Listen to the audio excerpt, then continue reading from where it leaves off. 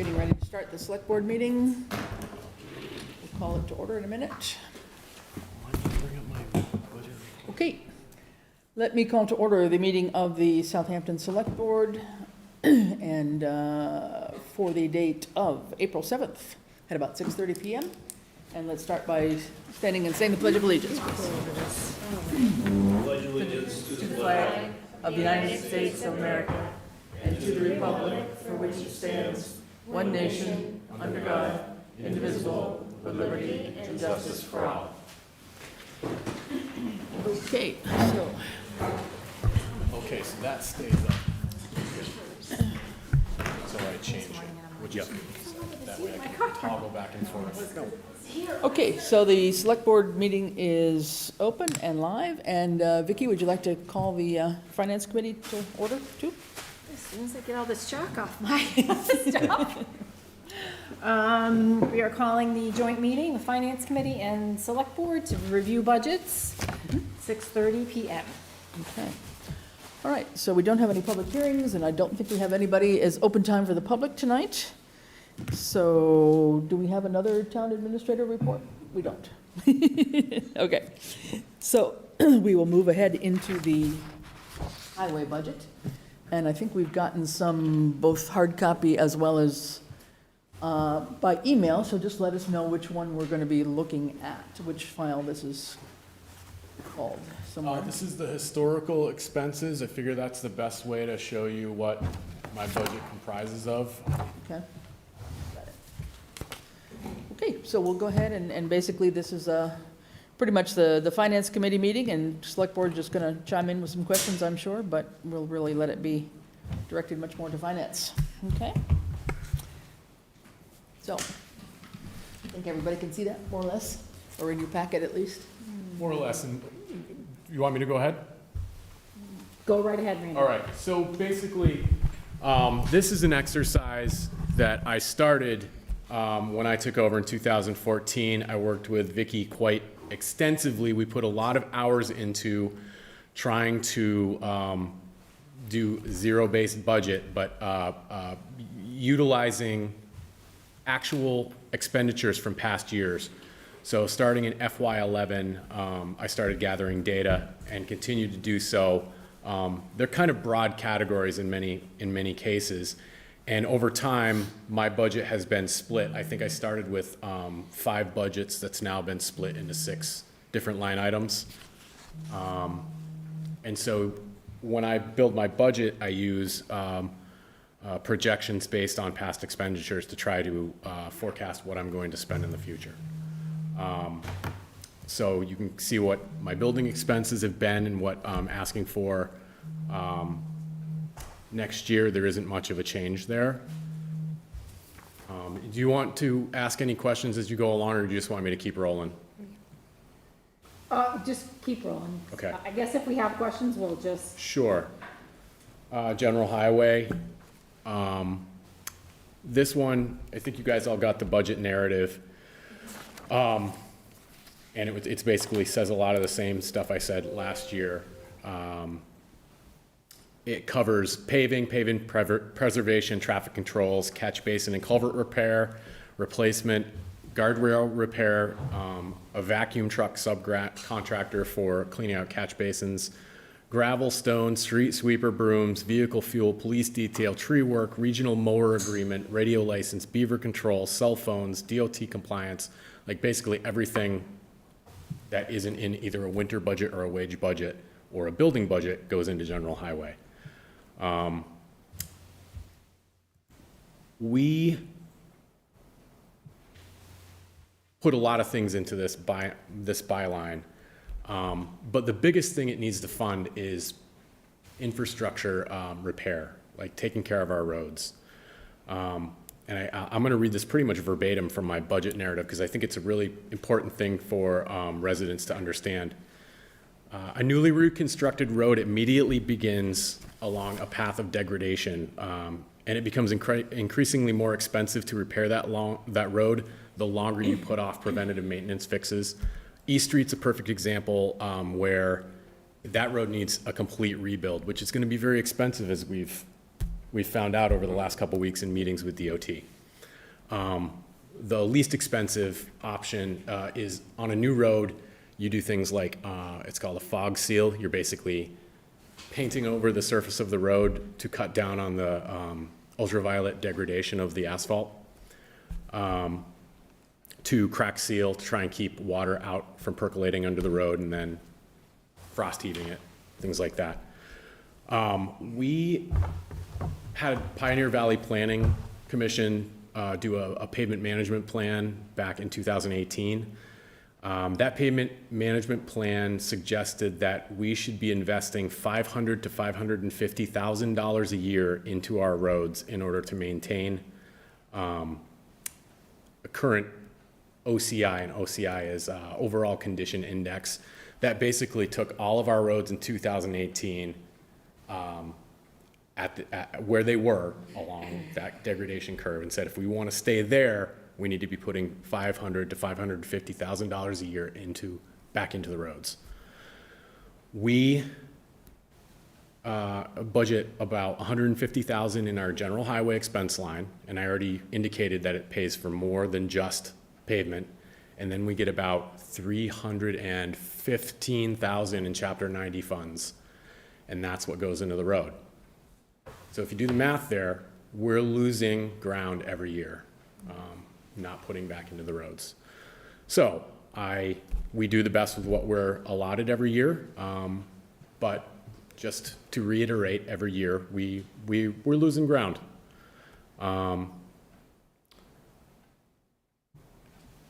So that is general highway. I think I asked for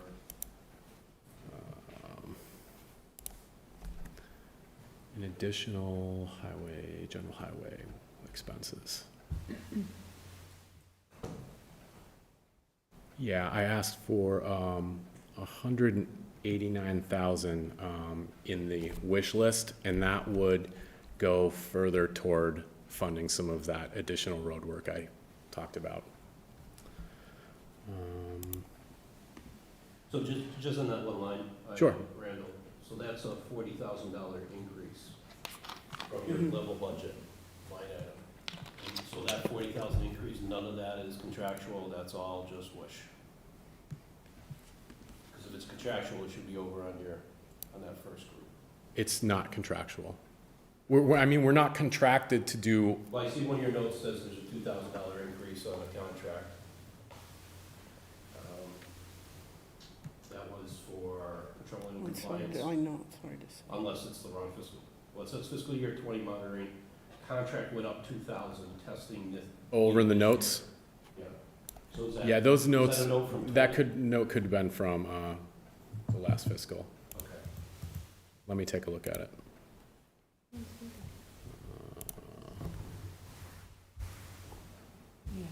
Highway. Yeah, because that's on this one. Yeah, it says FY20 monitoring went up 2K. So just so I'm following, to be clear, I've got the right one. So FY '22, your general highway is 179,475? No, I believe that was my request in FY. Yes, that was my FY22 request. That was Okay. not necessarily funded at that level. All right, and your FY '23, though, is 189, 125? No? 189 is the wish list. Wish list, That's the wish list. Yep, 179 is. but it's based on all of those costs. You can see where my breakdowns are. Well, Well, no, Yeah. I Mine don't see says that 23 here. requests, so I see, I I must see be, 22 and 23. yeah, okay, maybe I'm in the wrong one. Go ahead. so what's in our packet? 2022, Yes. budget as approved at town meeting, that line item was 155,347. The level funded budget, which I would assume is that number again, actually goes down to 148,621. I had on the request for FY22 that I had 148, 621.85. And that could have been your request, but according to this, 155,347 was what was approved. When the budget passed the town meeting, that was the number. Okay, that's not what I had on the sheets that came out from That's not what came out on the sheet that I was provided from, the budget sheet that I was supposed to submit back to you guys. It said 148, 620, 185. So Nine. the one that says request fiscal year '23 budget 1, Mm-hmm. right? So my understanding is those numbers should be the same numbers as what was approved in the 2022 budget, plus anything that is contractual. So if that's correct, I think we just need to clarify a mathematical error here, because Yeah. if your current year is 155 and you're level funded, you can't go back to 148. You're losing $7,000. Right, I'd have to check on the current budget to see if that's what I was given. My assumption was these were the numbers I was working with on the, from last year. Here's what you should Oh, have yeah. submitted to Mess. Bradley. Yeah, and see it said 148 there, Yeah. and with zero change, so that's my assumption of what I was given. I didn't change any of those numbers. Yeah, that Rainbow Gates, yeah. You have the live This is- workbook, Ed? There's no 20. I do. Yeah. What's the number in 2022? It says 148, 621, 85 In 2022? in 2022. Now I'm just gonna actually check that against that most recent expense report and see what that says. Says 155.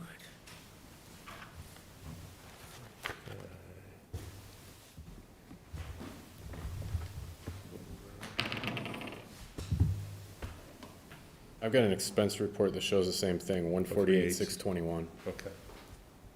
That would be what was approved for the fiscal year '22 budget then.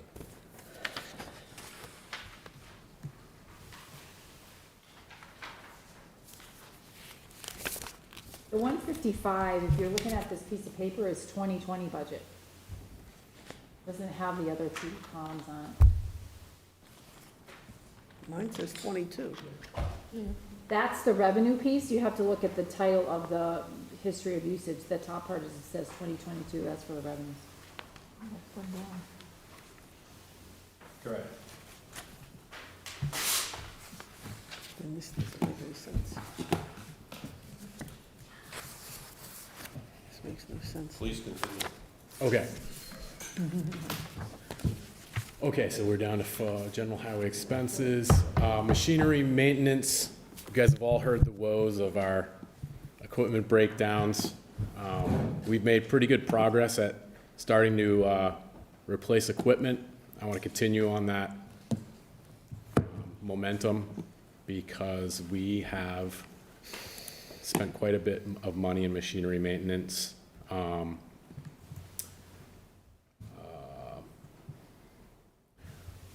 For example, FY19, we appropriated $70,610, but ended up having to expend $101,119 to keep equipment essential to operations running. FY20, we were appropriated the same exact amount, expended $87,610 on essential repairs. FY21, we were given the same amount, expended $88,776.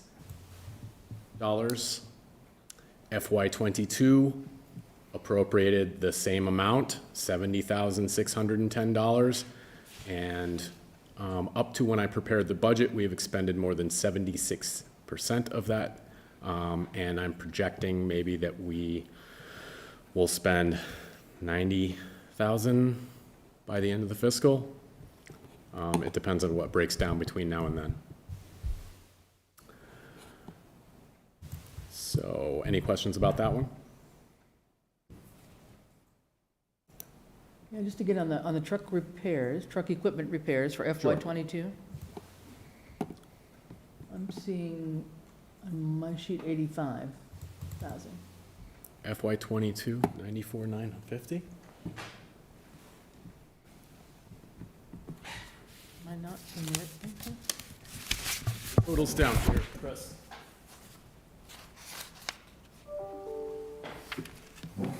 For the total category.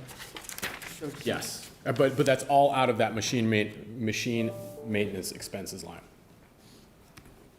All of those vehicle inspections, welding, gas, parts, those all come out of the machinery maintenance.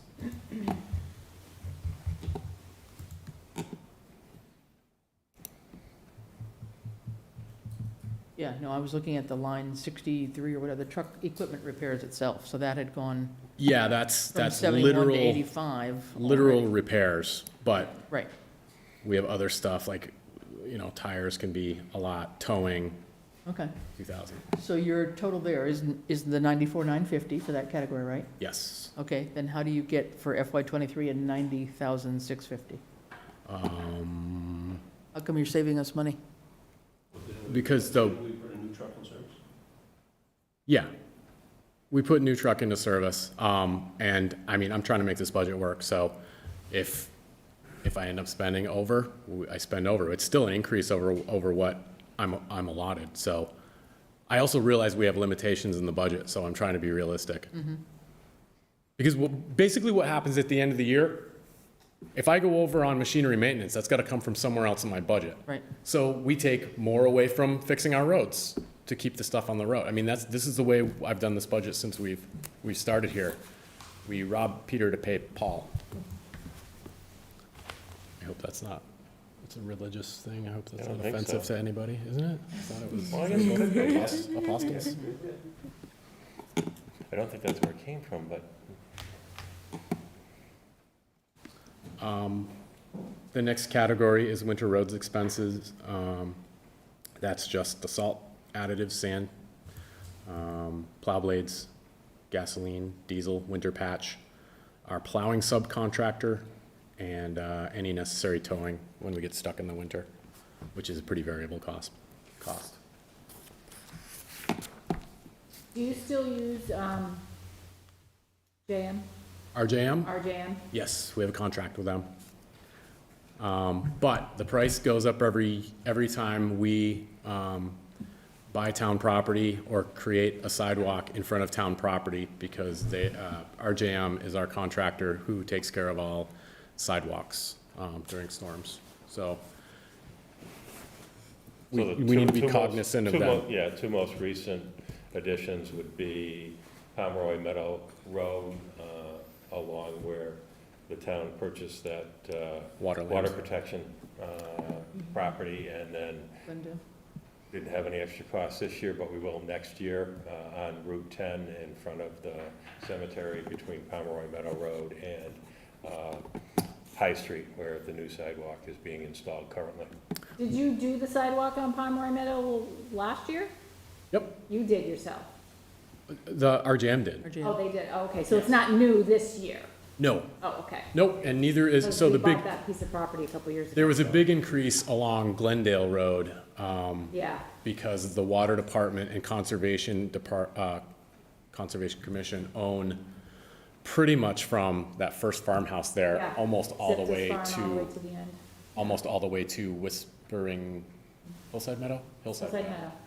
That is a long stretch that we need the town to plow, or the subcontractor. That's right, because that project added sidewalks there, I forgot that. Yep.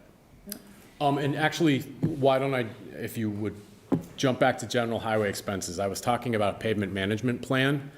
Something we should also be cognizant of is, sidewalks are great, I love sidewalks, but they are also pavement, and we will need to replace those at some point, so we need to be cognizant of that, even the new ones, I've walked along the one on Pomeroy Meadow recently, and it's getting some, sinkholes in it, so we will have to do something about that at some point, but just something as we're looking to the future, we need to be Did you, anticipating these costs. I was gonna say, I noticed that from High Street down to the fire station here, now compared to the new sidewalk that just got put in, it's very narrow in many spots and Yep. old. That's Randall's next pet project. Yep. after he deals with the fuel tank in the yard, does this budget factor in the cemetery sidewalks that just got added? No, because I haven't negotiated with RJM about adding them. But again, in the past, winter expenses haven't been increased all that much because of the mechanism by which we can declare a winter emergency to overspend. There's been a reluctance to increase. So on that sidewalk expense, you had, for 21, it's 34,000. Then it went down to 17,000 for 22, and then back up to 35 for 23? Highly dependent on number of storms.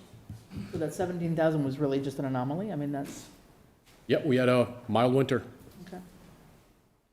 I mean, if you look back to FY16, it was only 6,000, 6,500. So Randy, your numbers up here in this spreadsheet are actual numbers? Actual spent. I, Except for your requested line, I get that. yes. FY22, I worked with Bradley. So I think everything's right. I know we had some turnover in the accounting office. So Bradley wasn't responsible for all of these numbers either. And then after that, the only other kind of expense is stormwater compliance. I am still waiting on a proposal for that, but I don't anticipate that the number will be much different from last year. I had a meeting on Tuesday with our consultant, and he's going to get me the numbers as quickly as possible.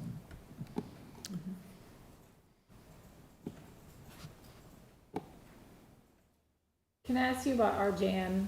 Sure. I'm trying to remember now, unless you probably negotiated a new contract with them. How do they bill you? They bill you hours, use of the truck? Do they bill you by inches? Do you remember how the contract is? I think it's by inch. There's two pieces to the contract. As far as like the plowing or the clearing, it is by the inch. And then separately from that is the materials when they Put down utilize ice melt on the walks. I just asked because that's how they bill us in Westfield, so. He used They're West. probably being consistent, so. He used Westfield as the basis for ours, and I was fine with that. Whatever was gonna pass muster with my procurement piece. So, on line 11 on that report that you have up there, if they're actual numbers, what's up with the copier rental in 21? Our contract is done. So, okay, so you had no expense, and you had no expense in 22? Nope. So there's $1,600 placeholder there? Don't forget, you've got the unpaid fiscal year bill on the article. For the The copier. copy machine too, like, I think it's like 200 and some odd dollars. Yes, we had expense that didn't get paid in last fiscal. It's for drums for the copier. I think so, yeah. Yeah. They had not billed us until well into fiscal year 22 for that fiscal That was 21 the, expense. that was the only cost, though. So is your plan, is this part of a copier that's being negotiated, and you're assuming? 'Cause- John, the copier works, and I'm not calling them until it doesn't work. So do you need the full $1,600 in there? That's more than It, at least?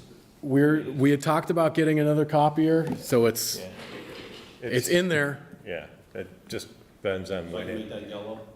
it just depends on when it actually dies. The police chief and I, both the police departments and ours here in town hall are due for replacement. And actually, the two of us got together to do a procurement for those for fiscal year 23. Okay. And that's part of what we were talking about with the Cost Efficiencies Committee too, is how can we combine some of these contracts so that we don't wait till there's an emergency and have to spend last-minute urgent funds when you might have regular maintenance done on some of these things. This was actually part of the last time we went out for copiers. I don't know if, did you get one at that point? You got yours after? I bought mine straight out, Okay, but I because it believe was cheaper than renting it police and at least a couple of town hall offices all got copiers. from CVS. CVS or CBS? CVS, and Yeah. the chief, when Mike was there, he got his copier from the same place I did as a rental, and the guy lives over on East Street, but they did CVS. You got one, the town hall got one, and somebody else got one. That's what I remember as That well. was when Heather was here, Yep, so that was a long time ago. And we're looking at the same company that you had gotten yours through. So it doesn't make sense to add in Randall's now because it's not totally dead yet? I mean, that's the way I feel about it, but To add his in with the police and the town hall one that are being negotiated right now? Well, I was more thinking this is $1,600 that stay in the budget. Mhm. But then that gets me to the next line item. And I know it's only $100, but you're spending 25 cents a year on your telephone. 47 cents the year before that. yep, we get like a 6 cent bill sometime. 6 cents, sometimes it's negative. I'm not calling to ask him why it's so low. Well, I know, but, and you're not on the VoIP, right, at this point in time? No. He's not on that plan? No. And in the future, the thought is, once it's implemented here in Town Hall, that we would probably expand it to, like, the Highway Department and the water office. Transfer?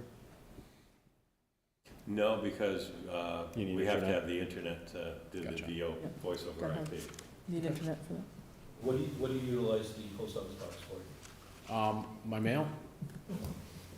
Does every department, so the general mail doesn't come to your town hall and get sorted in the mailbox? We get a large volume of mail, and we actually split the cost with the water department.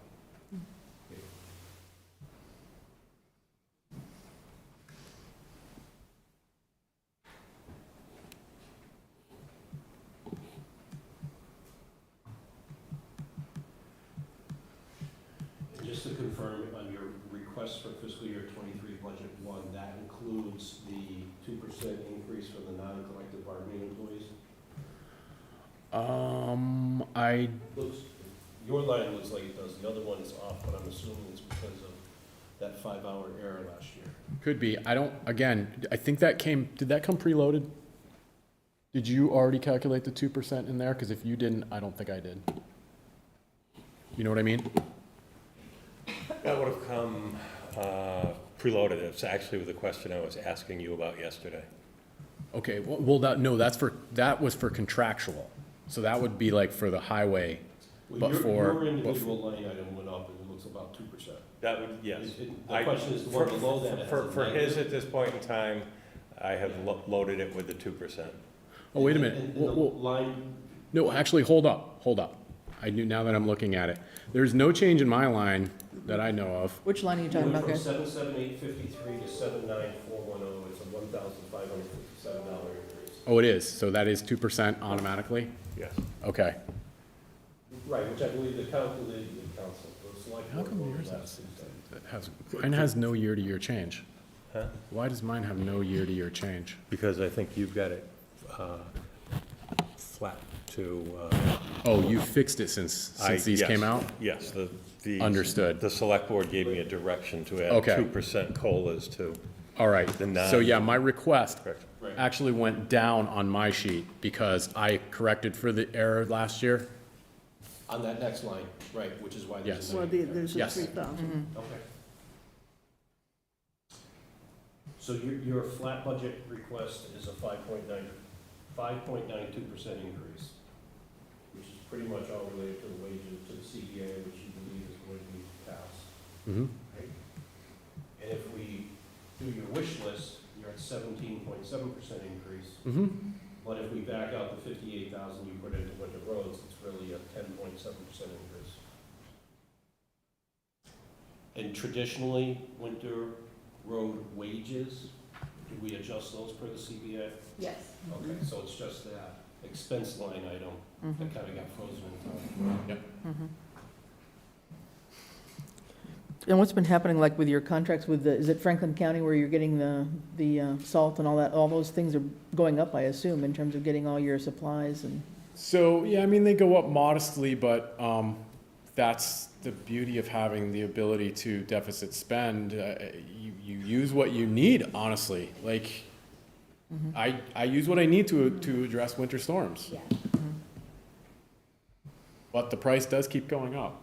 And what we're hearing from vendors this year is gonna be pretty brutal, to the point where, I've been talking to Ed about what we do about my pavement management plan for this year, because if the price of asphalt goes way up, how much paving do we do at an increased cost? Maybe we hold off a year and then attack it in the subsequent year. Something I don't think we've come to a complete answer to, but No, but I think it's a very possible alternative if asphalt is up that high this year, shall we say, due to the fact that it is a good deal of an oil product, that we take a look at maybe cutting back this year with the thought that the price will come back down again next year and do more next year. which I don't think is an unreasonable way to look at it. However, I have bid out a lot of work in case we have any federal money that comes down the pipeline. So I have a pretty aggressive plan that we could implement should we have any kind of windfall of federal money. Because if it's use it or lose it, then Yeah. we don't, we care less about what it costs and what we can get done. Make sense? It does, to me, yeah. Yep. I don't have any more questions on the highway, but I do have more questions when we get to the transfer station. Okay. Anybody else? Yeah, just looking at your narrative and comparing it to the budget, the highway, the administrative assistant highway wage line. Yep. And the rest of it comes from transfer station. It's listed here as $20,498. Yeah, I believe it's in, I've counted for the 5 hours in the transfer station budget. And that was the error last year. You put it all into that line? Yeah, I'm just saying, it's got to be more money than that a year. She's only a half-time. Doesn't have to be. Yeah, The You're error paying was someone last 17 year. bucks an I hour. see. Okay, we're back to that. And that's- Okay, how all many- right, How many that's hours over fine. on the highway side? Okay, 20. How many?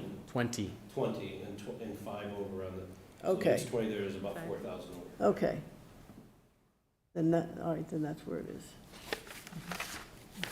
General highway, okay. Joyce, anybody? Any questions? So, Yep, okay. Nothing else on our end on this, I guess, on the general highway? but you gotta hold it down. But some thoughts on transfer station, maybe? Well, so I don't know if I'm the only one that has this issue, but on the transfer station, the budget things will be 20. Okay. I'll talk to you about it. Okay. Transfer So station? on the transfer station that I have, the most updated budget, it's completely blank, it's all zeroed out, you're not asking for any money. Incorrect. I know.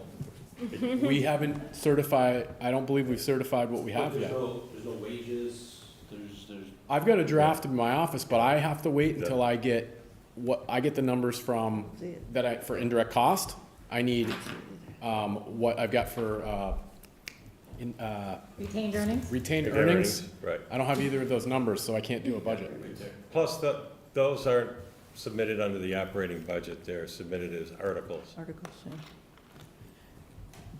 So at the last town meeting, I think you had an article that you wanted, or we were gonna do it, and then we passed over it, about replacing your two, Because we haven't Containers. certified yet, and to my knowledge, we still haven't, so Right. I But want those- that article on, yes. those are still gonna be new purchases, is your hope on that? Yep.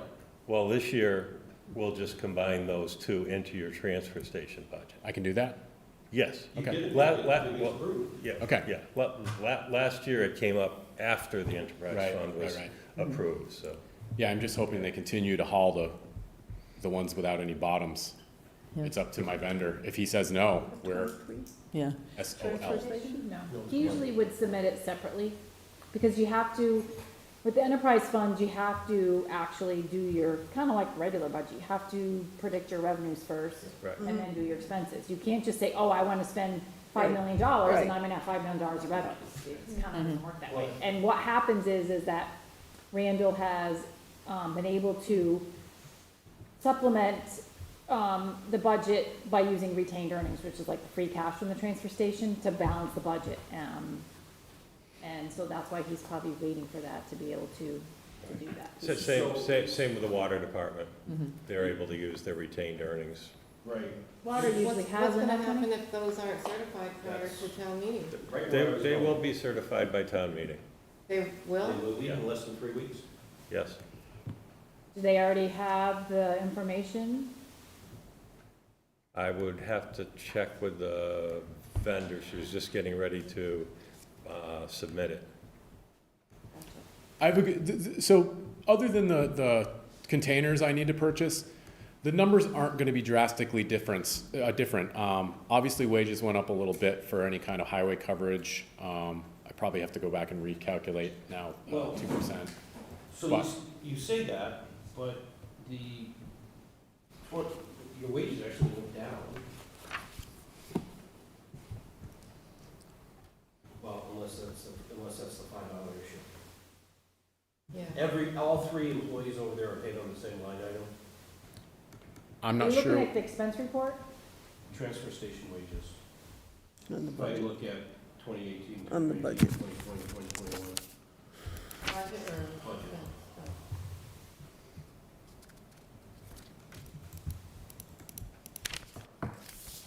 But if they're all paying the same line item, that's probably the $5 issue.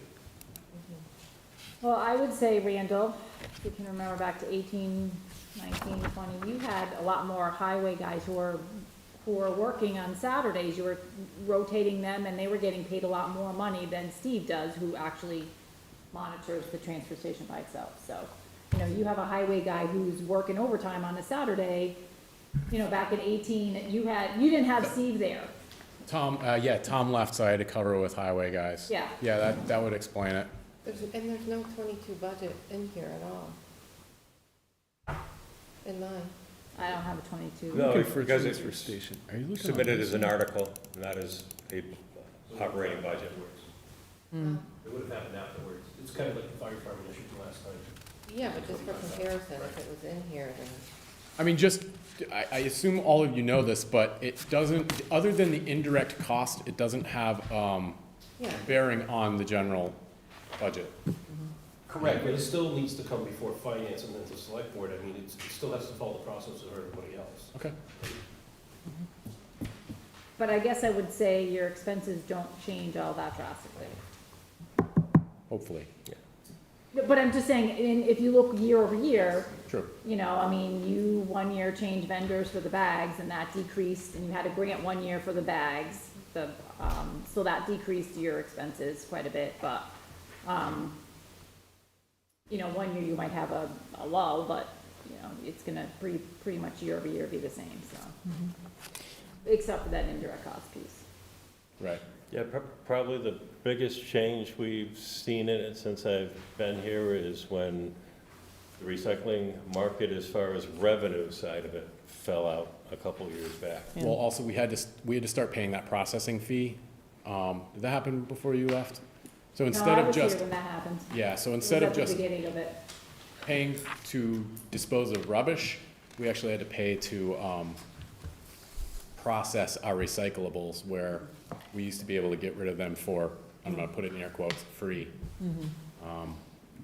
But the same year that happened was the same year we retired the debt on the capping of the landfill, which It was like 20, was very good for 20,000 us. in debt and principal and like $1,200 in interest, so.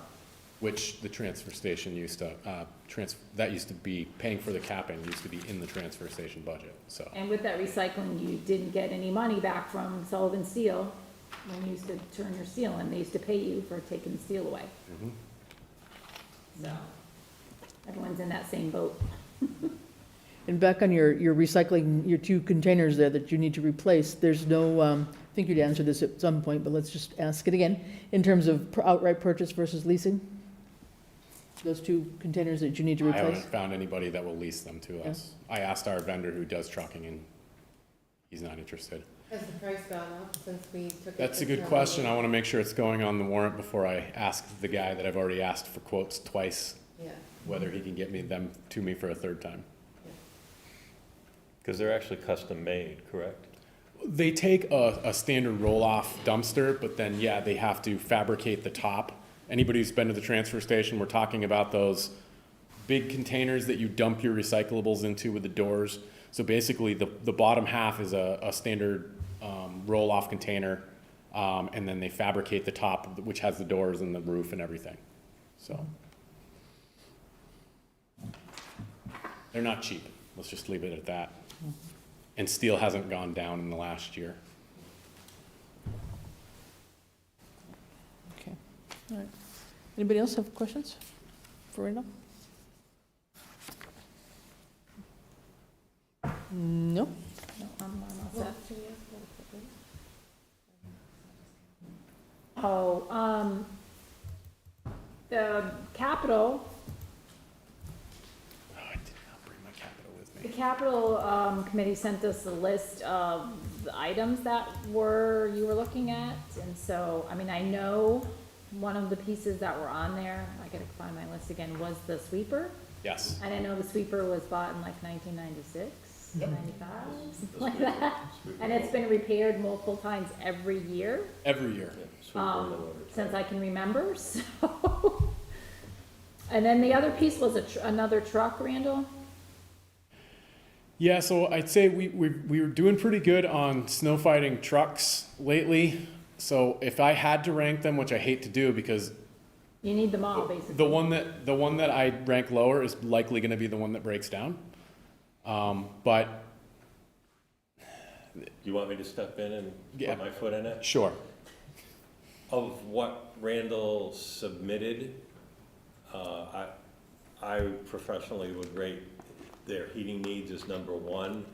And then between the sweeper and the loader, which both tied with the same score, I would rank the need for the loader above the sweeper. I would agree.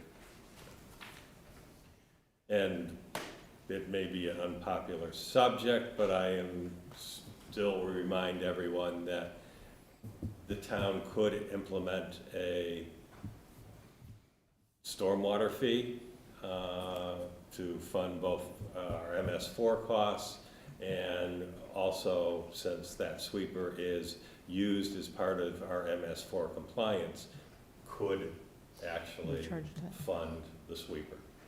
I honestly think that suggestion should go forward to the cost efficiency Yeah. committee Yeah. and look at it. There's not time to do it in the next 4 weeks. Yeah. But the other thing on the street sweeper, it came up through the cost efficiency committee with Eric over at PVPC, Yeah.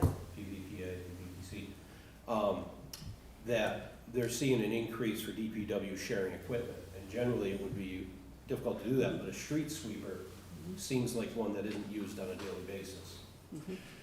It's not, but it is a great piece of equipment when you need it. So say we have an oil spill, the fire department's gonna ask us to take a truck out and drop some sand in the road, and then you've gotta get it cleaned up. Do you wanna wait to get a subcontractor in here to sweep it? We have an emergency where something dumps in the road. My guys can go out and clean that up now if the sweeper works. plus Right, but- everybody wants it in the spring. Yeah, but what I'm Yeah. thinking is that the Easthampton DPW superintendent lives right here in town. And I have no idea You can drive it home. I have no idea what their street sweeper is, right? But you could have it on every even week, and he has it on the odd week. I'm just thinking $270,000 is a Yeah. big That's a number. lot of stuff. And if we only had to pay half of it, and we could, hey, we need a street sweeper, you have the keys, go over to Easthampton and get it. Thinking outside the box and only costing 50 cents on the dollar might be. I guess the worth a question is, like conversation. Donna alluded to, everybody wants to get it done first thing in the spring. I know if I wait too long, I've got everybody who drives a motorcycle and a sports car I'm with it, calling me. I hear that, but you don't have anything right now. You have a street sweeper that's on Right. life support. Yep, The likelihood agreed. of getting a $270,000 request through is pretty much slim to none. But if you can, it's just like with the public safety building, the council on aging, and whatever that third project is that I'm escaping me right now. is it's all about communicating to the public. We really need this, they understand that. We've got a way we can get it at 50 cents on the dollar. You might get the votes to do it. It doesn't hurt a conversation. Your idea of, even weeks and odd weeks wouldn't push back the spring cleanup by more than a week. Shouldn't with a new No? machine, true. Well, the thing is, finding a town nearby, like Easthampton, and how badly do they want to share Right. I agree. they're not in the And that's same why- financial. That's why I'm only suggesting No, I know, that it's one worth a town only. conversation, but. Exactly. Yeah. We used to share a mower. Was it? I think when Ed was here. we Yeah, used but to that share a was- mower. Roadside, That was Roadside bought by mower. Eversource. right. Yeah, Eversource funded that. We were in a group of 5 other towns, Yeah. Yeah. 4 well, other we did towns. share the piece of equipment, I guess. It wasn't that we bought it or Right. anything, but we did share it. Sure. But that's not as needed, I don't think. You're not gonna use it as frequently as you probably would use the sweeper. It's worth exploring. That's all I ask. I don't know if Easthampton's going to want to do it because I believe the quote I got was from Greg. Yeah, the one- They just bought one. We can help pay the debt. Yeah. Yeah, exactly. Yeah, we could kind of like lease it from them or something, Yeah. And I believe the mayor's on vacation right now, so that makes him the acting mayor. He's next in succession line over there. Yeah, There you the go. chair of the city council president becomes Yeah. the acting. Okay, any further questions on highway? If not, we will say that we've asked the questions for this evening. We may come back around if there are anything else, but Any more? we know where to Let me find know. you. You do. All Thank right. you, Randall. Thanks, Randall. Thanks, Randall, good job. All right, now I gotta go back and plug this in so I can do work tomorrow. Yeah, I'll see you in the morning. Oh, you got that? First thing in the morning, you know what I mean? Yeah, that's I'll fine. read the email when I get in the morning. Yeah, that's fine. I literally. Because I know you gotta get to Easthampton as well. Okay. so. Yes. Thank you, Joe.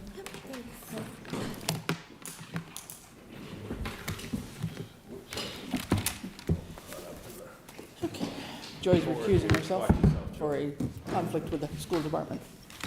Do I need to disconnect or will it, I guess it did it Thank you, automatically. Joy. I think it did.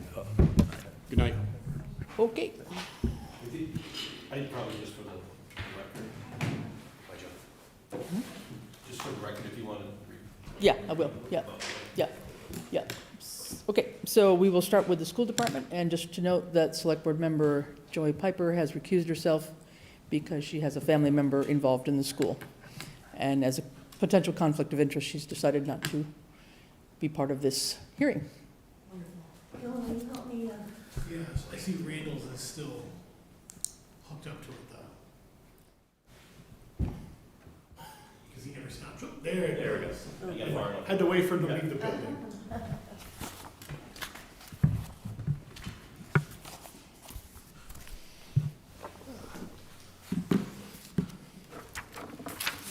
What do we have here?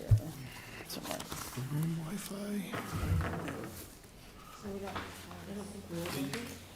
I was gonna say, Oh, you did? All right, let me check. my copy, I just preference that my notes are in there, so. Oh, okay. Because normally I would, Certainly share with the oh, committee. see, because normally Bobby would have her. You didn't send it to me, did you, or did I, you? Vicky asked me for it, so I sent her. Oh, he's, yeah, it was, I was in. I sent out to the committee I that, get it. that, well, I got thinking about it after last night. We got notice yesterday. So, But she would have already presented it to the school committee, so we should have already had, you should have already had. we changed it that night at the meeting, and that was Wednesday night. I just sent it just now, Okay. what he sent me.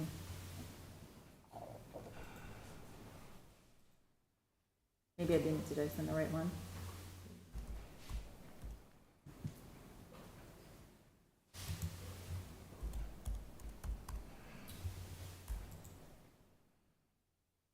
You don't have it up on the screen there? Go through now? Oh. All right, so here we go.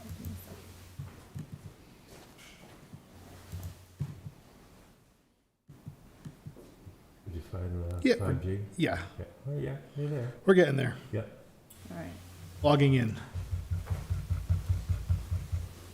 It doesn't work out. we'll find you a tech job. And we have this somewhere in our packages that, we've got this too? No. We don't, okay.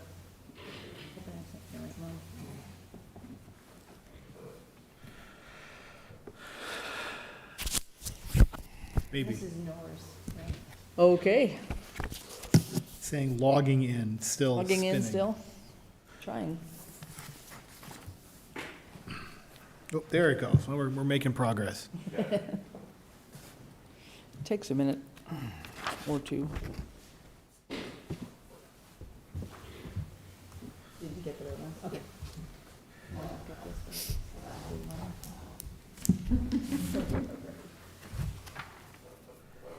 And you're in, this is the one you want? Thank you. Okay. No, this is Norris. Okay, Thank you very much. all right.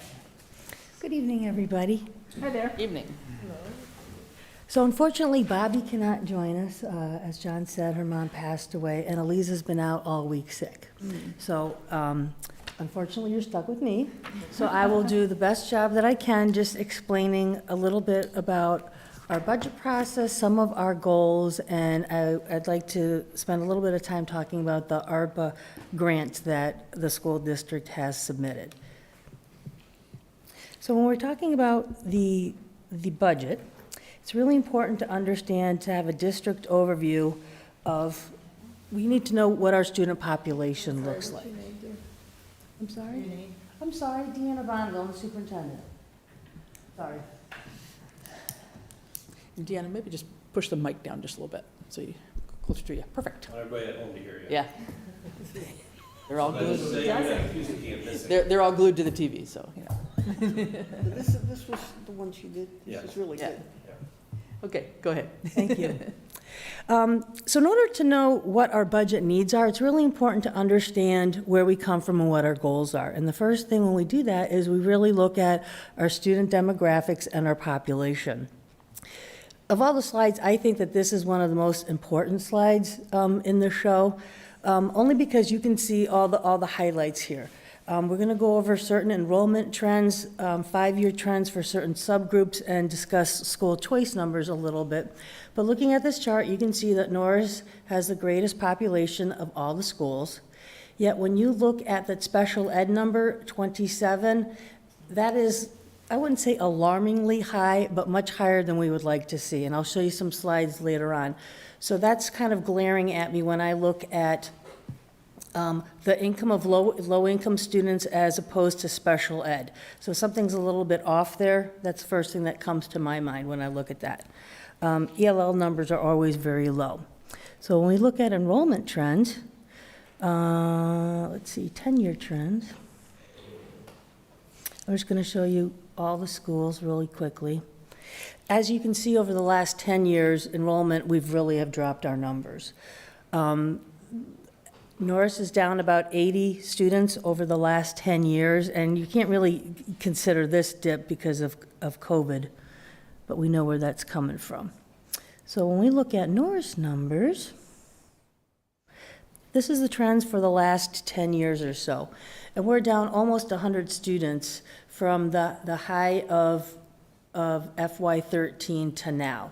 So although our numbers have really decreased, student needs have really increased. And we can tell that by looking at the special ed numbers that we just saw. So we're keeping that in mind. And all of our schools in our district and in the Pioneer Valley are trending this way, so we are not unique in that regard at all. So let's look at some 5-year trends for subgroups. So we'll go over the special ed one more time, just so you can see what those trends look like over the past 5 years. So state average this past year was 18.9%, and if you look to see where Norris was at, 27%, that's really high. And that could be for a number of reasons. One, we're coming off of the pandemic, so there's a lot of extra need that students were not very successful. Not all students were successful with remote instruction, plus with the trauma with COVID. So that could be one reason. And others, there's that more parents have put in requests to be tested, and the teams have found students eligible. But that really is a high number. So of course, when you have an increased student, a special ed population, you have to think about how are we going to meet the needs of this? So if almost 1 out of 3 students is special ed, how can we better meet the needs of all of our students? So that plays a key role in our budget process when we talk about Norris. Can I ask you a question? Of course. So that 27%, that encompasses all 504s and IEPs? No, 504s is not special education. Right. Right. But I wasn't sure what your number was encompassing. if you So, counted right, that. this is not, Those are right. just the IEPs? Yes. Gotcha, Yeah. okay.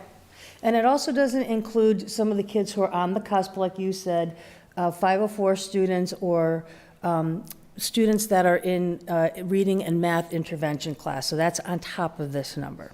Does this include the out-of-district placements, special ed placements, or this is? No, this is just indoors? simply at Norris. So the number could actually be much higher. Correct. Well, just on that point, if you're a Norris student and you're out, and you are placed out of district, does that happen for any other reason than being on an IEP? No. But how does this tie into a couple years ago where we increased things up at Norris, right, to put in special ed, was it language-based learning or Yes. something? Is that tied into that issue or not? Well, that has, when we get a little further down the road, I will address that, but that is a good point, and that has been a kind of a lifesaver. So we can actually address that right now as far as special education goes. So we noticed a trend that we look at when we're looking at the percentage, we look to see what are the specific disabilities. And several years ago, there were several students that we were paying quite a bit of tuition to go to White Oak School for language-based disabilities.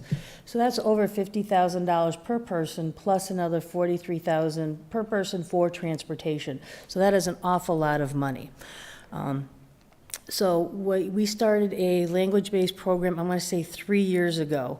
I think Nancy Parlaklash, I hope she sent it to you, a write-up of the numbers, and I can try to find it later on. John, if you want to look that up, that's really helpful. But since that time, that program came into effect at Norris, there have been no more additional students out of placement. So the idea when we're looking at the language-based program is we can either address the student needs now and try to be proactive by putting these programs in place, or later down the road, you're going to end up spending more money for out-of-district placements. So since that time, we have not had any out-of-district placements for the language-based program. And there was also potential that you could take out-of-district students into that program if there were room that would generate more revenue for the school as Yes, well. yes. So we will get to that in a minute. So you've already seen the low income, and the state really defines who a low income is. It's anybody who's on state assistance of any kind. And looking at Norris numbers, you can really tell that the pandemic has really played a large role in why these numbers have been trending upward, but still well below the state average. Even the state average in the last 5 years has increased dramatically.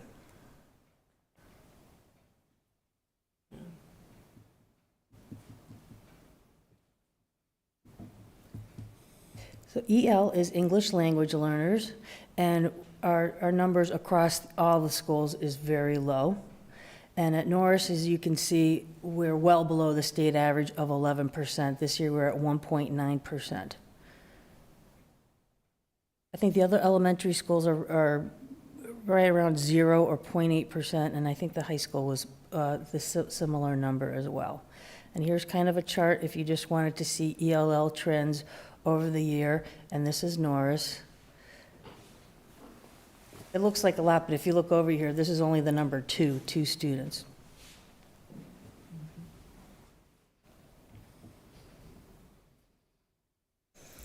With 2 students, it's potential that it's the same family.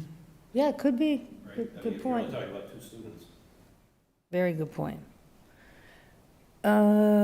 Okay, so high needs, any person who falls into any of these categories, if you're low income, special ed, or English language learner, or any combination of thereof, you're considered a high-needs student. And I'll just show you the big graph first of where all the students are. And clearly, the highest need is at New Hingham. But you can see this orange line is this past year, so that's a huge increase. I mean, all the schools have seen an increase, but not to the degree that Norris has.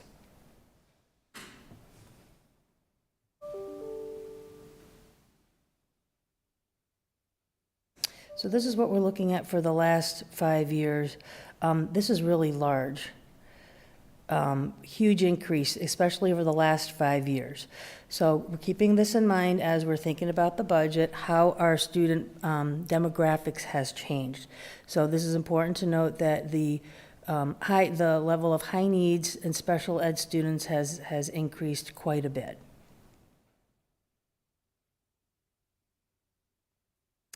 Okay, and when we're looking at school choice is a wonderful revenue source for schools.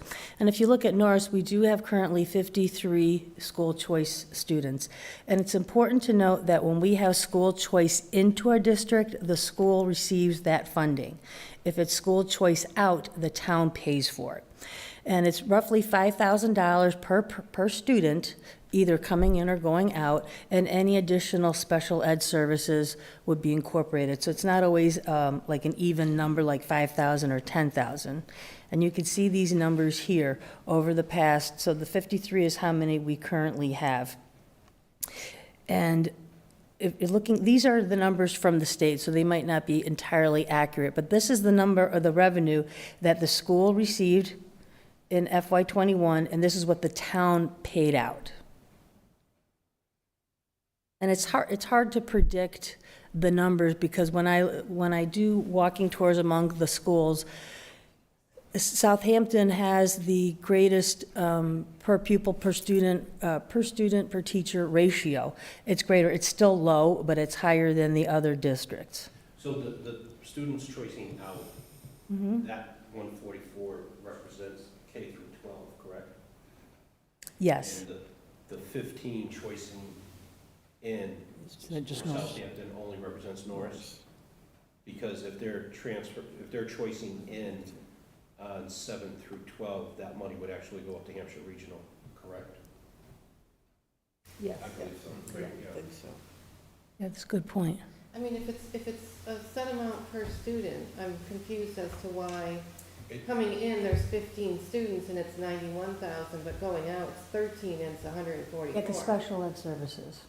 So if you have speech and language services, OTPT, or any kind of those services, that's extra. So the floor is 5, And and then it goes up depending on the Right. and our choice in students, we don't generate any of that additional income by providing speech and language services? We do, we would charge, they would pay more as well. Okay, so Yeah, it that's goes in the both ways. 91? Yep, it goes both ways. So the 91 includes the floor plus any revenue coming in for those special ed kids coming to Norris? Yes. And what kinds of special ed needs would there be for somebody to choice out to go out of Norris? Who are the 13? What kinds of different special needs can we not accommodate at Norris now?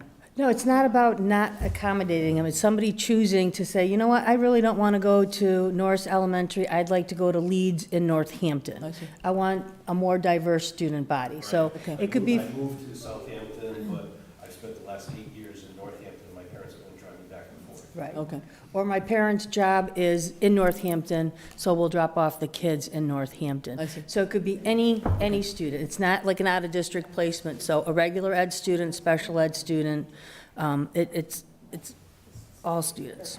got it. Okay. Good question, though. Okay, so when we are looking at district goals, we're keeping all that in mind. And our primary focus really is all around COVID and all the outcomes of COVID. As everybody's heard and read, social emotional learning is really taking a front seat in schools across the nation, because students are really not, during the time, especially for the young students, some of these students, this is their first time in school. So when they've come to school, they really don't know how to interact appropriately with others. It kind of helped when we did have masks and we were 6 feet apart, because then the hands to self rule was really in effect. So since the masks have kind of come off, we have seen an increase in inappropriate behaviors, but it's our job to teach them right from wrong. And also, they really haven't learned yet self-regulating techniques or how to ground themselves. So if you're having a fight with your friend, instead of lashing out and hitting them, they don't know how to have that conversation and calm themselves down. And these are life skills that we teach them at an early age. So the social emotional need is really there K through 12 in all the schools, and there's very limited access to outside agencies. So all we have at our disposal right now is when we have a student in crisis is to call the crisis center. And there's very few hospital beds for adolescents if they're in crisis or suicidal thoughts, that kind of thing. So these are issues that teachers are dealing with in classes. These students that are coming to us with these increased needs for social emotional support. So most schools are looking to add school adjustment counselors to that as well. So interventionists are reading and math, and this past year with the budget cuts that were in place, Aliza had to focus on K through 2. So we really, I don't think, effectively met the needs of students in grades 3 through 6, so we're trying to remedy that next year by increasing those supports. So you have level of supports that teachers provide for students in class. Then you have the interventionists who are meeting students either on 504s, or it's still regular ed students who are kind of on the cusp but need that additional support. And the idea is if you're successful with these interventionist strategies, you'll prevent a student from being special ed, which costs more money. So you want to get them early.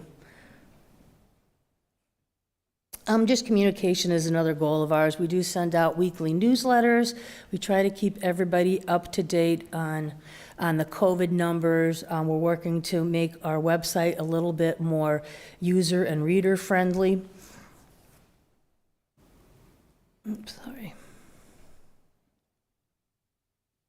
So behavioral support, this is really what I wanted to focus on. So one of the goals our district has for this year is to start an autism program, much like the language-based program that was started a few years ago. So Nancy Paraclash did a great job and has a committee at Norris, including administrators, there's a parent, and teachers, special ed teachers, SLPs, there's an OT, school psychologist on there, and we decided that the term neurodiverse really represented more of what the angle that we were taking. It was more inclusive and more encompassing. So it wasn't just necessarily autistic students. So the idea why we wanted to start this program is we really want to be proactive and not I'm sorry if I'm not looking at you guys. Okay. We really want to be proactive instead of reactive. So currently, right now, we have one special ed teacher whose background is in severe needs. So she handles the life skills students as well as these behavioral issues. So when there's a teacher who can't handle a student's behavior, and it's not anything that the teacher hasn't learned in school or anything like that, it's just escalated behaviors, they call this teacher out of class. So she has to leave her students with a paraprofessional to go assist these teachers in their classes. So while they're dealing with these escalated behaviors, which could be physical aggression towards other students, or yelling or screaming or ripping off things off of the wall, or even running outside, that's elopement when they're trying to kind of run away, we have to kind of stop the school. So there are many times where the regular ed classroom teacher will have to shut down the classroom, remove all the students except the student that needs that additional support, and then a paraprofessional kind of come in and assist to de-escalate the student and get the class back on track. But it's very disruptive to the class, and it's alarming when you see a classmate, struggling like that, either yelling or hitting. It's a dangerous situation. So, and that's been happening more and more frequently. So the teacher that we have doing this, she does a phenomenal job, but she's literally running ragged from morning to night doing this. So it's really just putting out fires constantly. So in our budget, we had planned this neurodiverse program. And I sent 4 ARPA grants for your consideration, and one was for a special ed position. One was a BCBA, which is a board-certified behavioral analyst, and that's a very important position. So right now, we have somebody part-time who only comes in a couple days a week for a few hours from an outside agency. And in our budget, we have around $36,000. $30,000 is built into the budget, and another $6,000 is from grants to pay for this position. Now, this person is really helpful, but this person is primarily dealing with that student and that student's behavior. That person is not there to assist teachers in teaching them the strategies they need to be successful. They don't participate in the school culture or community. They don't attend faculty meetings for professional development. So it's an outside entity coming in here. So, and along with that too also is RBT. So RBT is a registered behavioral therapist. So our school systems pay, it's about $54 an hour when, if we train our paraprofessionals correctly and pay them a little bit more for them to take a 40-hour online course, to take a national test, and it just gives them more recognition. If we pay them a couple dollars more an hour, that's a tremendous amount of savings. So the grants that I put before you included a full-time BCBA. And keep in mind that Auntie Dunphy has a full-time BCBA, and they have 40 students. And there's a part-time one. We're trying to get a full-time one at the other schools as well, because it's just such a valuable resource for our teachers as well. So we're looking at asking for a special ed teacher, a full-time BCBA, a paraprofessional, an additional paraprofessional to what we already have, and then $22,000-ish in professional development.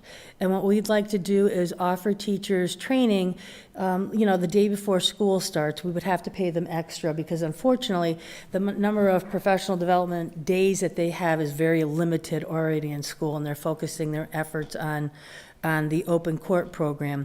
But we would like to hire an outside consultant or even the BCBA to come in and do a 6-hour training for staff so they know how to handle these behaviors in class, so they feel more comfortable that they're not reaching out, and we can be proactive and get to a place where we need to be, where we're meeting all of our students' needs as well as our staff needs.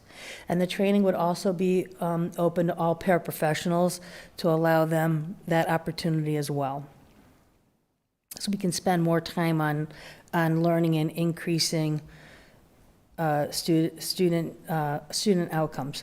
So Fast Bridge is something that Eliza actually was the first in the district to start that. So that's an assessment system that students take online, and for every answer they get correct, the next question's a little bit harder. For every one they get wrong, it gets a little easier, and it gives teachers instant assessment data, which is really critical. And of course, during all this with the pandemic, that training was a little bit interrupted, but I think Norris is at a good position for that. We are trying to align our pre-K through 12 curriculum.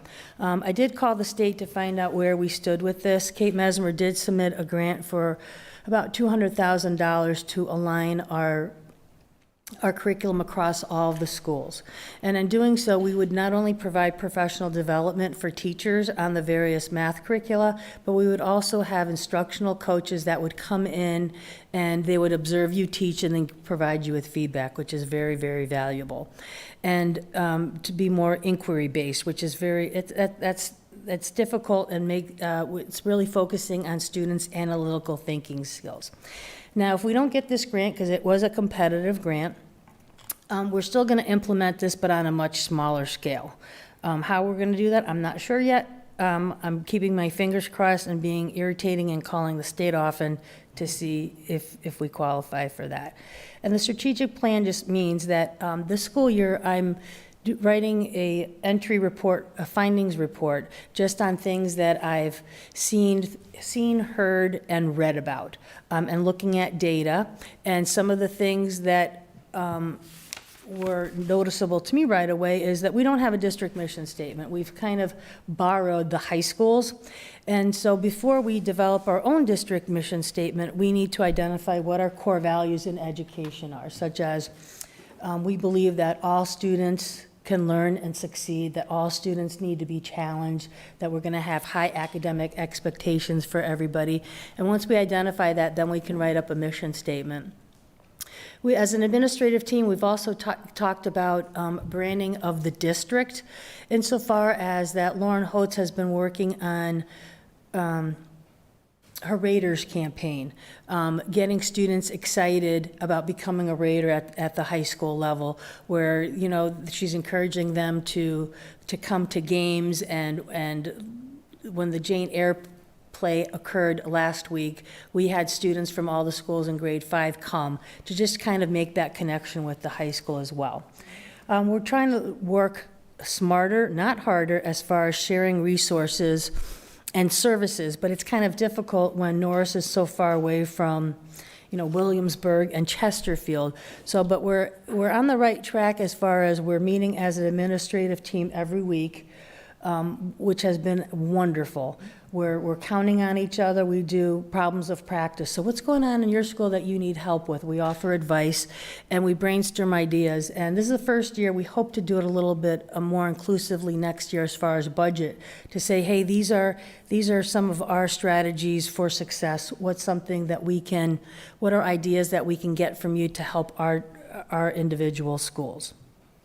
So building instructional leadership capacity, what does that mean? So that means it's my job to assist principals to be strong instructional leaders, so when they go into the classrooms and they see what's going on, they can provide effective feedback. So curriculum is what you teach, instruction is how you teach it. And throughout the nation, ever since COVID happened, teachers are kind of reverting to bad habits everywhere, just being more teacher-centered, because when kids were learning remotely, the teacher would lecture, or it was more teacher-centered and less interaction. So we've been working on, when we're doing classroom observations with them, that's really been my focus, to look at student engagement, what constitutes student engagement. So you think just because a student is taking notes off the board, oh, well, they're doing something, they're being quiet, they're behaving, and they're writing, that's engagement. That is not engagement. So engagement is when they're talking to each other, they're presenting to each other, they're actively involved in the learning process. So it's my job to help the principals provide better feedback. So another thing that we're doing is we're working with Gateway this summer to provide an opportunity for administrators to participate in Research for Better Teaching. I went through this course a few years ago, and it's expensive, but I think worth every penny. Just really the most up-to-date, latest instructional strategies. So lastly, the budget process. When we look at the budget process, these are some of our guiding principles that we really want to make decisions that are based on data and keeping our school and district goals aligned. So for example, if Eliza had a giant increase for technology, I would question, that's not one of your goals in your school improvement plan. Everything kind of goes hand in hand together. Let's see, keeping our high quality instruction. I've been very impressed with what I've seen with Norris teachers, very engaging with their students. They're very energetic, very passionate, very knowledgeable about their curriculum, and they really are doing a wonderful job. So we want to make sure that while we want to be fiscally responsible, we want to remember that high quality instruction, we're known for high expectations, that we want to keep those there. Addressing various academic and social needs. So we want to challenge the students who are really advanced in their classes, who are scoring highly, because everybody wants to be challenged. If a student is not challenged, their behavior is going to act up, and we also want to keep them in district. So we want to make sure that everybody's needs are being met here, whatever level that is. So some of the fiscal concerns, Obviously, COVID is huge. We're hoping that we are done with COVID now, but we have to keep that in the back of our mind. God forbid if we have an uptick, what is that going to look like? If we ever have to go back to remote instruction or change our safety protocols or increase nursing staff, you kind of have that in the back of your mind as well. As we know, the inflation rate has really gone up. However, the Chapter 70 formula for schools, there's an inflation cap of 4.5%. So our legislators have been working very diligently trying to increase that, which would provide extra revenue for towns, but who knows how that's going to turn out as well. As far as COVID relief, that's the ESSER money that schools get, and that will expire in 2024. So while it's been very helpful, we know that if you hire positions with that money, what are you going to do a couple years down the road with that? So we're trying to be very strategic. And also, if you use ESSER money to hire a teacher, you have to pay, you have to include an extra 9% for teachers' retirement benefits. You don't have to do that for paraprofessionals, but those are things that you keep in mind, so you try to be strategic the way you spend that funding. SOA, Student Opportunity Act, rural school aid. I've been going to quite a few meetings, especially in the fall, pertaining to this. And I think this was the first year that Southampton received that. And we're trying to work with legislators to have a rural incentive. So right now, if you're in an urban school, you get like an urban stipend. And we believe that rural schools should get the same as well, because they don't think about the vast distance that transportation costs are ridiculously high, especially with the regional high school. So those are things that we are keeping in mind. This continued local funding for programming kind of is in the same realm as that language-based program that we discussed, where we understand that our asks are a lot. I think in the ARPA funding, it came out to be roughly a little bit under $250,000 for 2 years.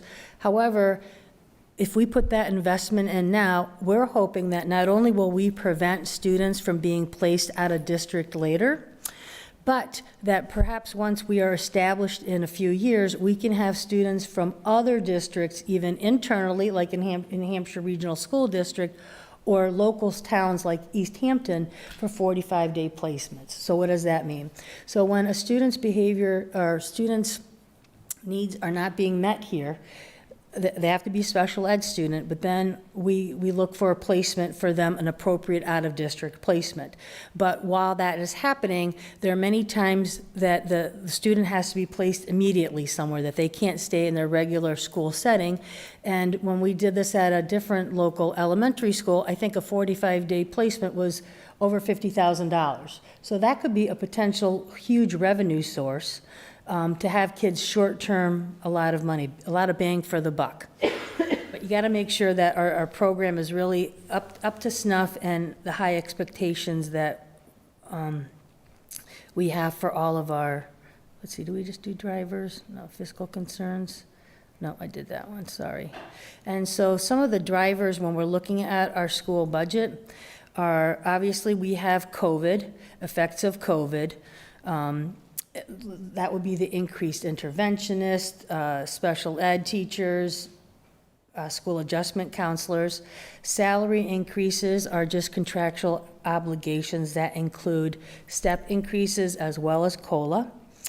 Special ed costs, one out-of-district placement student, it can be very expensive. It could be anywhere from $50,000 to $200,000.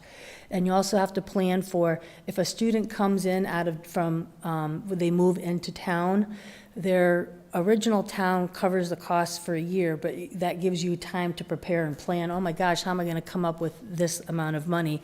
But it also goes both ways. So if we have a student that is out of district and moves out of our town, we're liable for an additional year as well.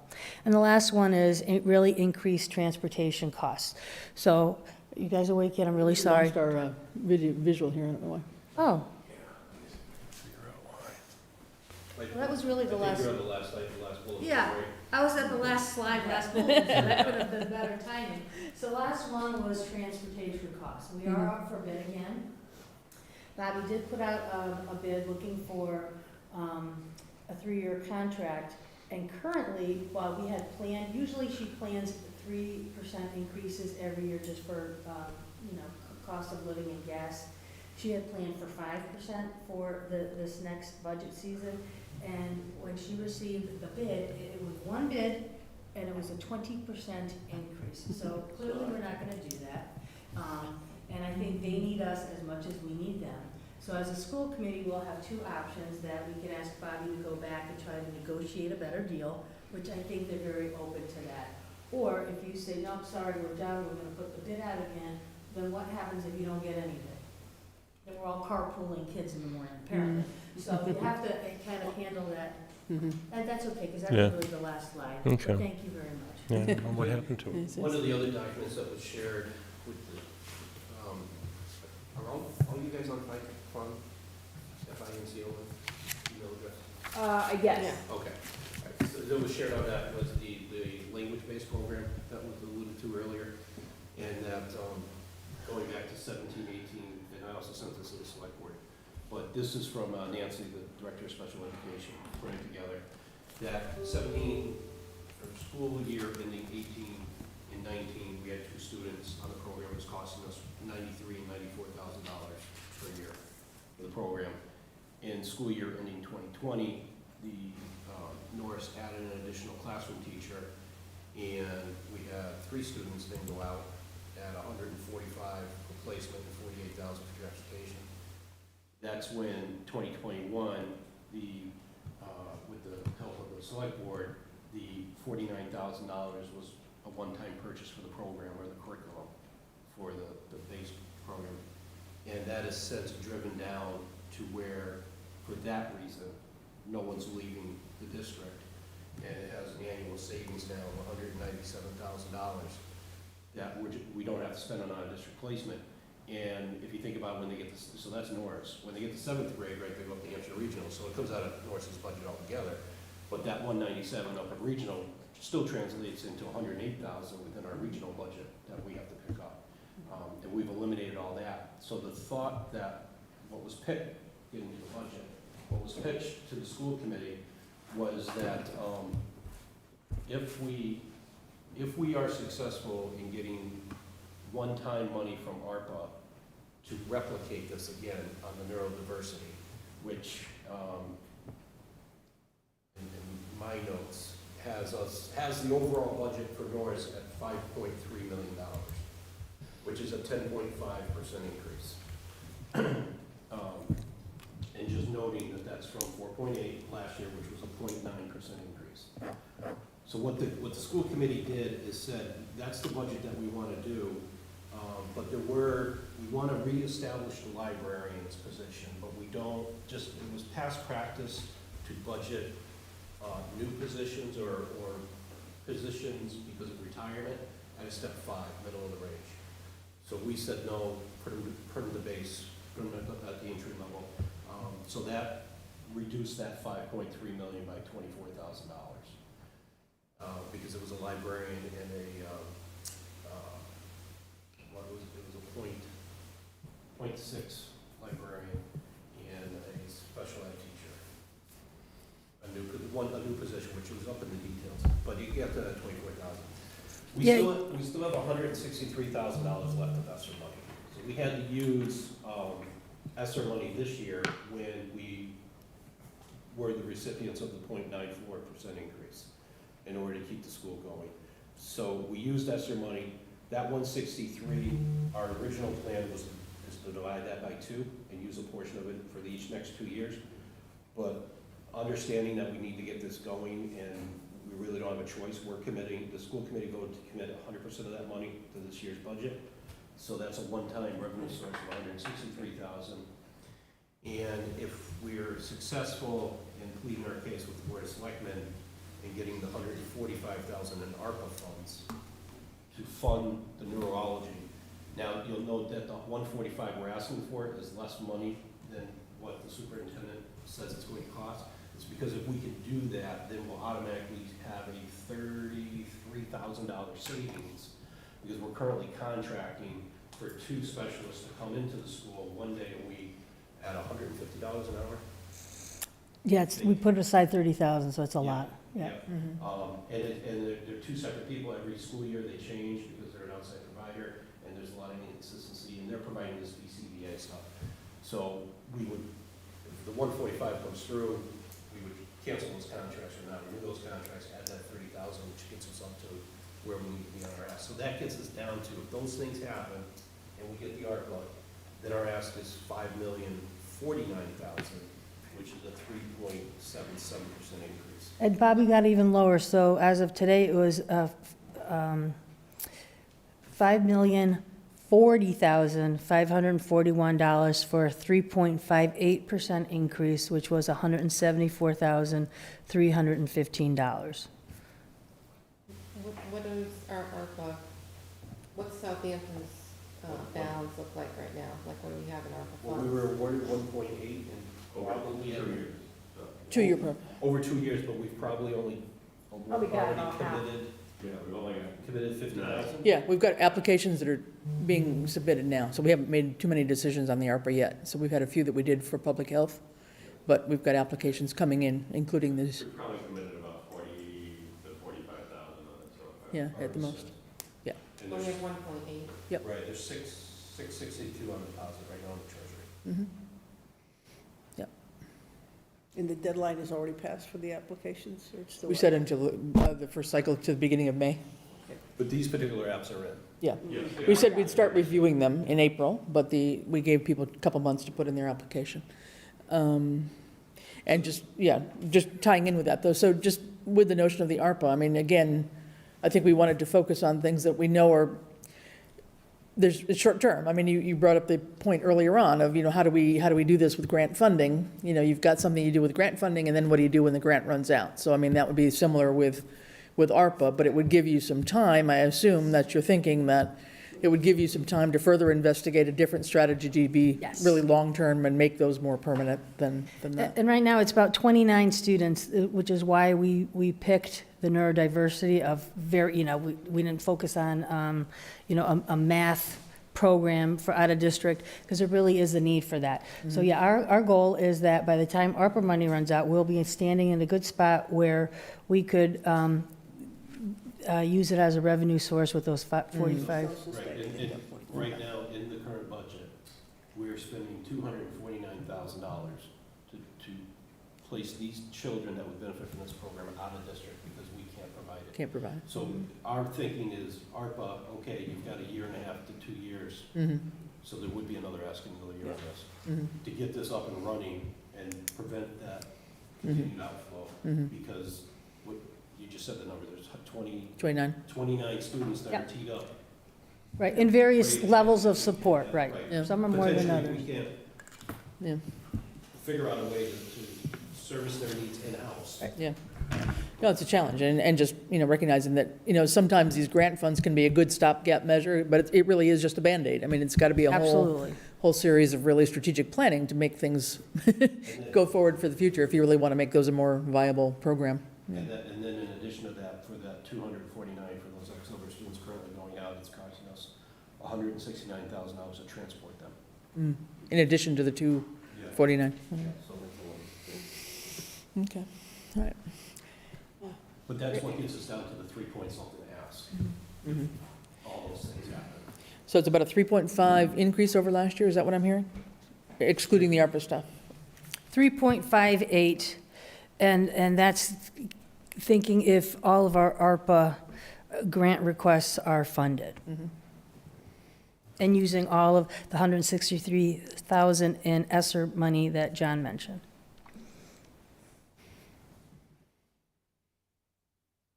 Okay. And the overall student, the overall staffing that's, current year, we're 76.35 FTEs. This would bring us to 77.15 FTEs. And have you increased, I know we had the cut with the school nurses last year, but those have been back increased to full-time, right? With the ARPA money that had already been awarded, right? For this current fiscal year? Yes, for this year, but that is also an ask, so we've considered them 1.0 each one of them for next year instead of 0.9. as was this year, right. And that's also reinstating the special educational team leader and the psychologist to a full-time position.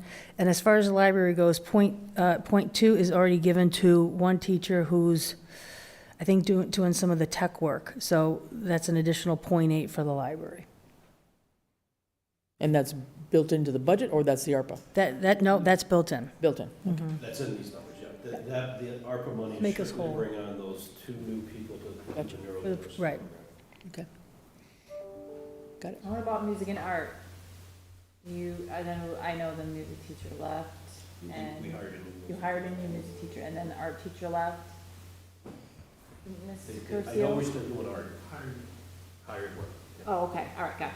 Because I know they, well, I know Mrs. Murray left, so they all left, all the special teachers left, so I wasn't sure how that, my kids are at Hampshire now, so I wasn't sure how that, what ended up happening in terms of, replacing those particular I people. know as far as like music goes, she retired and then we had this issue and she came back for a period of time to help. But then Elisa was able to identify somebody Oh, good. and bring in a permanent music teacher. Okay. I think the real sticking point is the library. Mm-hmm. Having the point two is really to cover the contractual breaks. And then there's just no use of it going on right now. It's just- Is there any way to share a librarian with the town library? Somehow? So we talked about that at the committee level when we asked the question, so nothing is impossible, but the criteria would be, is that, do they meet the minimum qualifications of a teacher? Because you're also providing educational guidance and Okay. direction within the library. But And what we didn't learned know- at the we meeting, they know didn't have to be enough. certified school librarian. Correct, that right? they don't need the school librarian Right. license. Right, that, you need that for the high school level. Right, but not for the elementary. And in theory, you could, bachelor's step one is what we were thinking about. Because for a high school librarian, you have to have a master's. That's the only position in the school where when you're hired, you must have a master's, interestingly enough. But those skills are really important. So it's not just about, checking out books, but it's about learning those research skills, which are really necessary. It'd be worth a discussion, I would think, with the library, just to Yeah, find out. We just didn't know enough Yeah. about their background. Yeah, just to find out. Because not only with their permanent staff, but they have various substitutes that they use too, and some of those might be former teachers, I'm not sure, but they may have some of the skills that you need, I don't know, if they have all the qualifications required, but worth at least a discussion with Barbara and Oh, her yeah, staff. a shared person would work. Yeah. Absolutely. At least to have it open for a few hours a week, if nothing else, so, okay. Hard to imagine a school without a library functioning. So, Discussion right. also. So on the budget, some of the other items on the budget that I'll just, hopefully for the sake of expediency, kind of run through. I think you guys are all familiar with how the budget overall works, but you have the central office budget up on top, that's fixed cost, it's already been voted on and locked in. So central office expenses went up by 2.92%.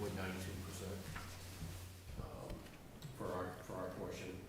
And you get into our contractual, with the principal and teachers, it's if you're looking at line 75 in that spreadsheet, you'll see that special ed teacher salaries appears to have skyrocketed to 25.9%.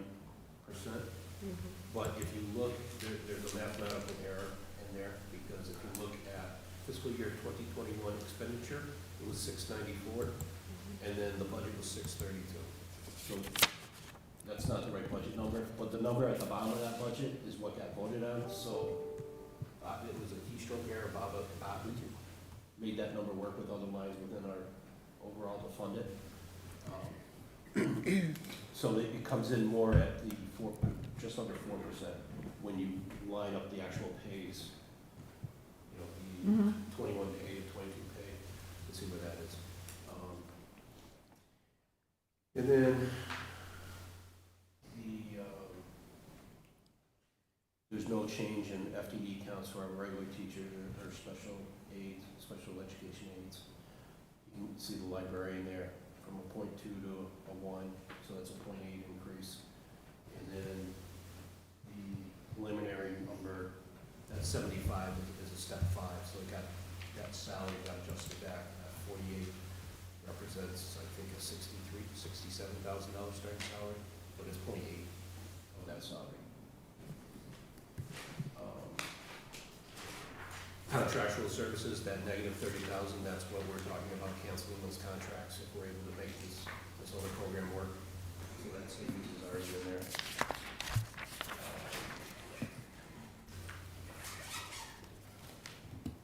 Professional or it's not a psychologist, it's psychiatrist position, that's going from 0.9 to 0.1, so that's restoring that 1/10 cut that we put in on the future issues. You see, we did on the nurses, they went down to 0.9s, so here we're bringing them back up. And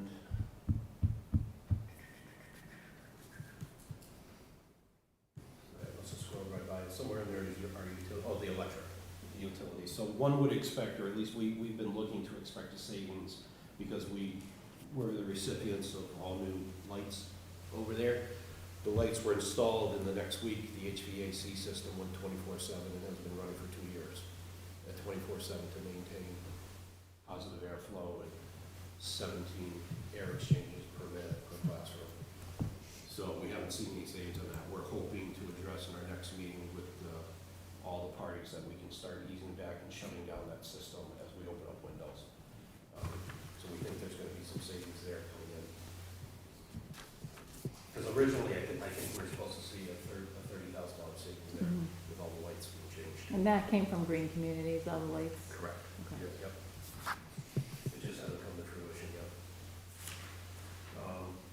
And then on cell 220, I have that highlighted green only because it's not correct.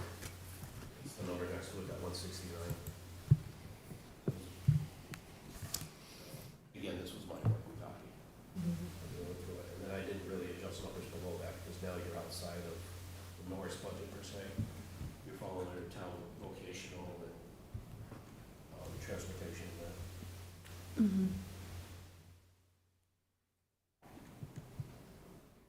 In vocational, Bobby budgets the 1.2 million, assuming 100% of all applicants are gonna go. And I know it's standard, past practice has been that the select board adjusts that on the TA's recommendation later on. That's more information for Mr. Light. How many students do we know that got accepted at Smithfield? I think the application period just closed. Yeah, April 1st. Yeah. And we reviewed these when we met on March 30th. Because I know last year's freshman class, or this year's freshman class was really high, so that's why I was kind of wondering what, the 8th graders going into freshman year would be looking like, so. And that's a trend too regionally, that every year those numbers go up. Yeah, my daughter's a freshman and half of her 8th grade class went to Smith Vocational, so. Kids I wasn't thinking that would be going, but they did, which is good for them. Okay, good. Any questions from anybody? I think you guys have got the big picture anyway. Yes, and the high school budget is lower. It's, what is it? It's only like a 1 point, not even, I think it's under 1.7 as total. They Right. found, because So it's, There's not a district there was placement. another that came back in, there's Yep. another one that was gonna go out that wasn't, and Principal Host, they did a great job of really reducing her asks to Yep. what she really needed. So we're right around 5%. so if we add them all together, what do we come out, the average between the two? But it just over, Mark, just around 2.5, just over Okay. 2.5, just right around 5% total. Okay. 5 total? I saw this presentation before, and I had Aren't you suggested- lucky girl? No, and I had suggested that she do it at a select board meeting, because I think it gives the background that people need to understand about the increase in the budget, what the needs are, and the consequences. So, thank you for doing it Yeah, again. that was a great presentation. Thank you very much for having me. Yeah, thank you for your time. All right. Okay, I think that closes our information sessions for tonight. And we have our scheduled select board meeting on the 12th. Yes. And then we put a placeholder in, I believe, for the 14th, just in case. And I guess we'll find out whether we need to have another budget meeting at that point in time, or early next week, we'll know. So the 14th, you're talking like individual budgets or total budgets or what? Well, I'm not sure where all you are with other meetings that you need to have. So you may have other meetings scheduled that we don't need to be part of at all for the smaller departments. I mean, however you want to handle that. But, you know, I think we made ourselves available for that Thursday in case we need to get together. That we'll be ready to sit down. I think we still need to meet with the Yeah, other we should sit departments. down together. Yeah, We're okay. definitely gonna have to meet together again Yeah, okay, before. With the whole package. yeah. So maybe the following week then, we'll plan the 19th, I think we had also reserved, and the following Tuesday as well. So, if we already have the 14th lined up, and it doesn't sound like we're gonna be needed on this side, mhm. you know, would it be wise of us to spend time, to dedicate time, would maybe use that time to just all agree on the revenue numbers? Mhm, we might do that too. We've got, you know, the PA's projections and recommendations. Right.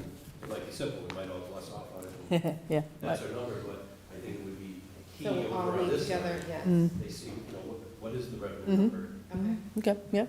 Does that make Hopefully, sense? is that possible, Ed, do you think, for the 14th?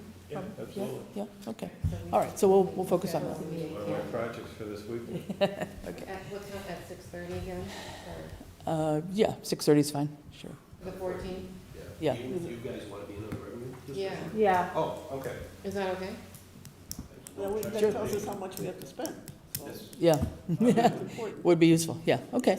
All right, so we'll plan on the 14th at 6:30 for a revenue discussion. How's that? now, is there any other budgets that you guys wanted to review? We might as well just review them at the same time, I guess, or do we want to review them just us and then bring them? I mean, these were the big ones, you know, police, fire, highway, schools. Right. I guess we could just I think go we over can with do the it. rest, yeah. Yeah. I know, I'm just thinking if there's, yeah. Yeah, just thinking no, these out were the loud, big yeah. ones because they usually have lots of different issues around them. It's good to have them kind of explained in more detail, so that's good. Okay, then if there's nothing, I think I'll take a motion to adjourn the select board meeting. All those in favor? Okay, and finance, would you like to adjourn your meeting? No, they want to stay. No, I can't make a motion, so I make a motion that we adjourn. Okay. All right, all in favor? Aye. Okay, good, we are adjourned at about 8:18 thereabouts. Thanks, everybody. Thanks. Hey, Vicki, you know where to find Bradley and me to put.